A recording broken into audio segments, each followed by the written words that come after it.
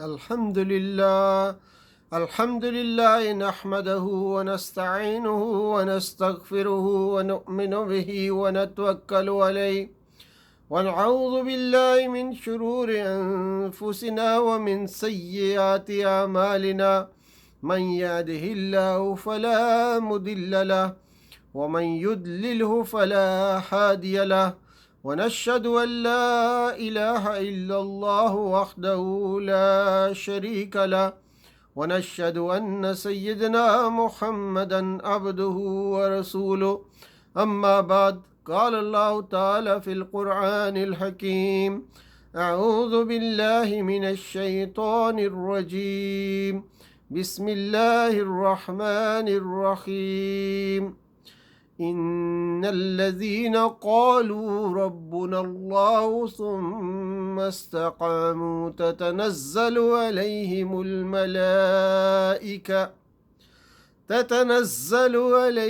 الملائكة ولا تخافوا ولا تحزنوا وأبشروا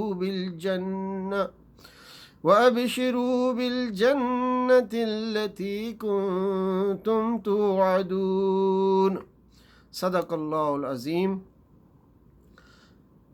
جن لوگوں نے کہا کہ اللہ ہمارا رب ہے اور پھر وہ اس پر ثابت قدم رہے، یقیناً ان پر فرشتے نازل ہوتے ہیں اور ان سے کہتے ہیں کہ نہ ڈرو اور نہ غم کرو اور خوش ہو جاؤ اس جنت کی بشارت سے جس کا تم سے وعدہ کیا گیا ہے۔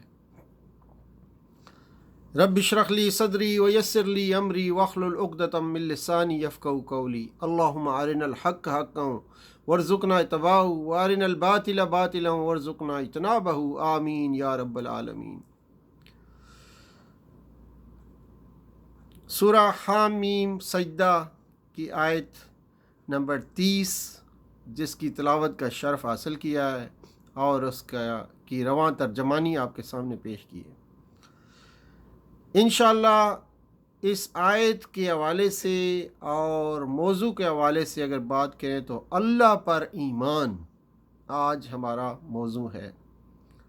اللہ پر ایمان اور دین میں اللہ پر ایمان کا کیا مقام ہے اس کے بارے میں، اور پھر دین اور شریعت کی ساری تعلیمات کا مغز اللہ پر ایمان ہے۔ اللہ پر ایمان پورے دین کا قائم مقام ہے، اور انشاءاللہ اسی ضمن میں آج چند باتیں آپ کے گوشگزار کرنا چاہوں گا۔ سب سے پہلے ایک حدیث میں ہے، دیکھتے ہیں، جس میں نبی اکرم صلی اللہ علیہ وآلہ وسلم نے فرمایا قل آمنت باللہ ثم استقم، کہو کہ میں اللہ پر ایمان لایا پھر اس پر جم جاؤ۔ اور پھر اسی طرح بخاری اور مسلم کی ایک حدیث میں آتا ہے کہ جس شخص نے بھی کہا کہ اللہ کے سوا کوئی معبود نہیں اور مرتے دم تک اس کا یہی عقیدہ رہا، وہ جنت میں داخل ہوگا۔ پھر سماعت فرمائیے کہ جس شخص نے بھی کہا کہ اللہ کے سوا کوئی معبود نہیں، یعنی لا الہ الا اللہ، اور مرتے دم تک اس کا یہی عقیدہ رہا، وہ جنت میں داخل ہوگا۔ اللہ پر ایمان کہنے میں اگرچہ صرف ایک بات ہے، مگر حقیقتاً وہ پورے دین کا قائم مقام ہے۔ اس کی گہرائیوں میں دینی حقائق اور مطالبات کی پوری دنیا بس رہی ہے۔ ہر نبی پر آنے والی وحی کا آغاز اسی کی تعلیم اور تلقین سے ہو رہا ہے۔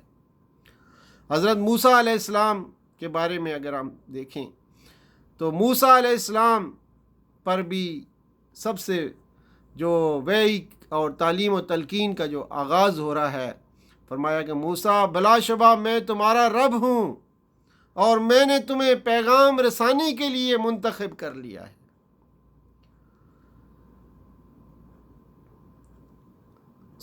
ان باتوں کو غور سے سنو جس کی تم پر وحی کی جاتی ہے۔ بالیقین میں اللہ ہوں، میرے سوا کوئی بندگی کا مستحق نہیں۔ بس میری ہی بندگی کرو۔ تو موسیٰ علیہ السلام پر جب وحی کا آغاز ہوا تو اس کی تعلیم اور تلقین سے ہوا کہ اللہ پر ایمان، کہ موسیٰ بلا شبہ میں تمہارا رب ہوں اور میں نے تمہیں پیغام رسانی کے لیے منتخب کر لیا ہے، سو ان باتوں کو غور سے سنو جس کی تم پر وحی کی جاتی ہے۔ بالیقین میں اللہ ہوں، میرے سوا کوئی بندگی کا مستحق نہیں، بس میری بندگی کرو۔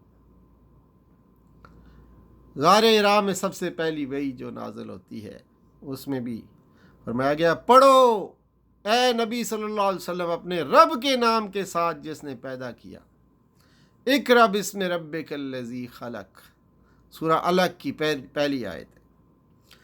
ہر نبی نے اپنی امت کو سب سے پہلے اللہ پر ایمان ہی کی دعوت دی ہے۔ چنانچہ سورہ نحل کی آیت نمبر 36 کے حوالے سے فرمایا کہ ہم نے ہر امت میں ایک رسول بھیج دیا اور اس کے ذریعے سے سب کو خبردار کر دیا کہ اللہ کی بندگی کرو اور طاغوت کی بندگی سے بچو۔ اب ایمان جو اللہ پہ ہم نے رکھنا ہے، ایمان باللہ یا اللہ پر ایمان، اس کا کیا مقام ہے اور اس کے کیا تقاضے ہیں۔ دین حق کی اطاعت اور اقامت کا عزم رکھنے والوں پر سب سے پہلا فرض جو عائد ہوتا ہے وہ ہے اللہ پر ایمان کا جائزہ لیں، اللہ پر ایمان اور اس کا پھر ہمیں جائزہ لیں اور اس سلسلے میں وہ تمام تعمیری اور تکمیلی تدابیر اختیار کریں جو اللہ پر ایمان کو مطلوبہ درجہ تک پہنچا دیں۔ اس کے لیے سب سے پہلی شرط یہ ہے کہ ایمان کی ترازو قرآن اور سنت کو بنائیں۔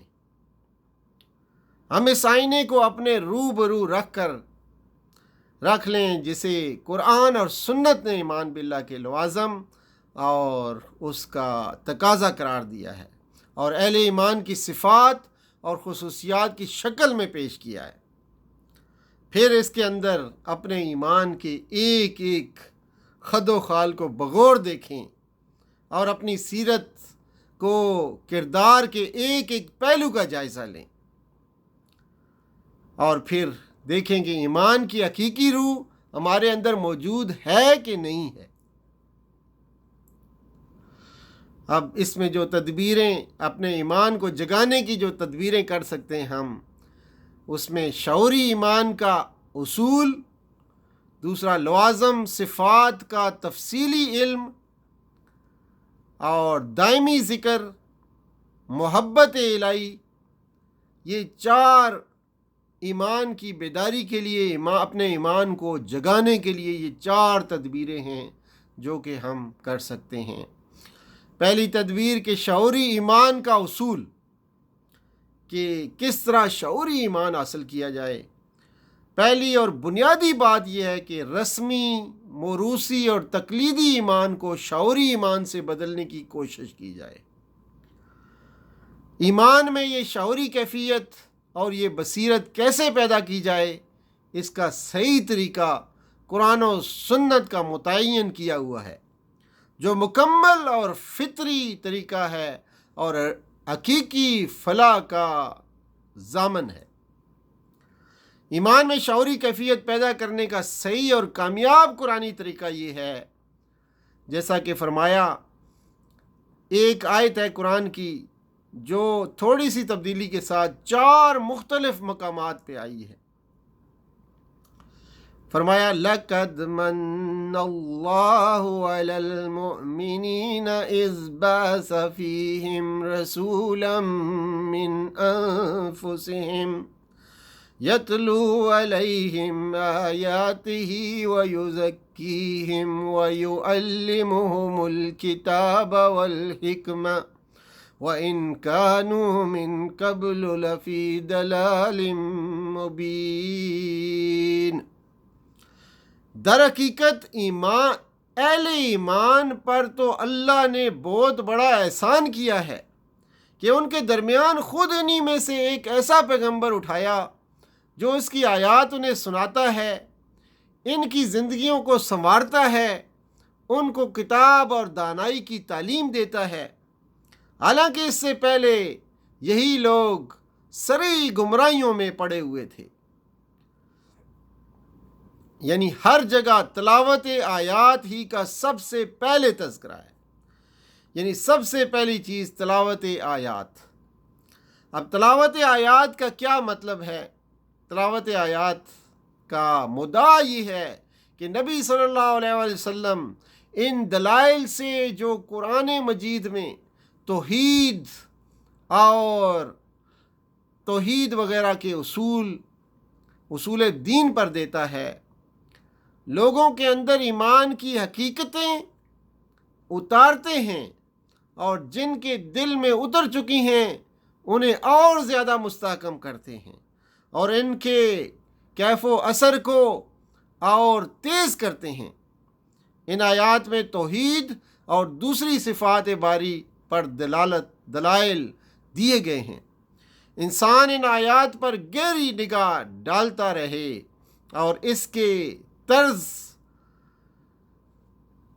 اس کے دلائل پر دل اور دماغ کی پوری یکسوئی کے ساتھ غور کرتا رہے۔ اس غور و فکر کے نتیجے میں وہ روشنی پیدا ہو کر رہے گی اور برابر بڑھتی چلی جائے گی، جو ایمان کو شعور اور بصیرت سے مالا مال کر دے۔ ان دلائل سے ایمان مضبوط سے مضبوط تر ہوتا جائے گا، اور پھر قرآن میں آیات کائنات پر غور و فکر کرنے کی دعوت۔ قرآن سچے مومنوں کا حال یہ بتاتا ہے۔ فرمایا یتفکرون فی خلق السماوات والارض، سورہ آل عمران آیت 19 ہے۔ زمین اور آسمان کی ساخت پر غور کرتے ہیں۔ پھر آیات کائنات پر غور و فکر کرنے کا کیا مقصد ہے؟ اس کا پہلا مقصد یہ ہے کہ مومن کے اندر صفات الہی کا علم اور یقین اور زیادہ مستحکم ہو جائے۔ دوسرا مقصد یہ ہے کہ اس کائنات کے پس پردہ کام کرنے والی حکمتوں تک پہنچ کر وہ اپنے ایمان کو روشن سے روشن تر کرتا چلا جائے۔ امام نووی نے احادیث ایمان کی شرح میں بیان کرتے ہوئے لکھا کہ یہ ایک واقعہ ہے کہ غور و فکر سے کام لیا جائے اور دلیلیں سامنے آتی رہیں تو اس سے تصدیق قلب کی کیفیت ترقی کرتی جاتی ہے، اور یہی وجہ ہے کہ صدیقین کا ایمان دوسروں کے ایمان سے زیادہ مضبوط ہوتا ہے۔ پھر نبی صلی اللہ علیہ وسلم کا تہجد کے حوالے سے ایک معمول کہ نبی صلی اللہ علیہ وسلم تہجد کی نماز کے لیے اٹھتے اور نظریں آسمان کی طرف اٹھا کر یہ آیات پڑھتے تھے، ان فی خلق السماوات والارض واختلاف اللیل والنہار لآیات لأولی الالباب۔ اور پھر پڑھتے یا ایھا الذین آمنوا اصبروا وصابروا ورابطوا واتقوا اللہ لعلکم تفلحون۔ اور پھر معراج کے سفر کی نشانیاں دکھانے کی ایک غایت ایمان بالغیب کو ایمان بالشہادہ میں تبدیل کرنا تھا۔ معراج کا سفر، اس میں جو نشانیاں دکھائی گئیں، اس کی ضرورت، اس کی غرض و غایت یہ تھی کہ ایمان بالغیب کو ایمان بالشہادہ میں تبدیل کیا جائے۔ لِنُرِيَهُ مِنْ آیَاتِنَا، بنی اسرائیل کی پہلی آیت میں ہے۔ اور پھر حضرت ابراہیم علیہ السلام کا مشاہدہ برائے ترقی ایمان جو ہے اس کو یاد رکھا جائے۔ فرمایا کذالک نری ابراہیم ملکوت السماوات والارض وَلِيَكُونَ مِنَ الْمُوقِنِينَ۔